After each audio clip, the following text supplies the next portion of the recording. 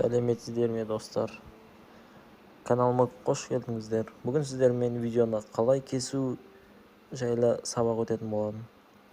Қысқаша ғана сабақ.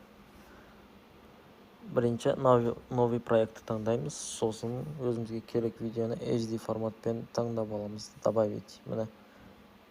Видеоны көріп шығамыз. Егер керек емес жерін кесу керек болса, мен мысалы видеоны ортасын кесемін. Оның үшін видеоны үстіне басамыз, разделить кнопкасын басып, сосын кесіп аламыз. Міне, разделить. Мінекей, видео кесілді. Енді бұны ортадағы кадрды алып тастау үшін удалитті басамыз. Мінекей, бізде дайын болды. Мінекей. Енді кесудің екінші жолы бар.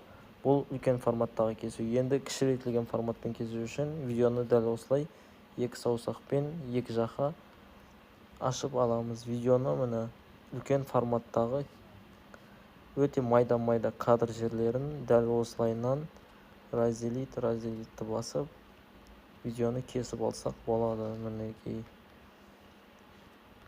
Видеоны тамашалаңыздар. Мысалы мен кез келген кадрды кесіп тастаймын.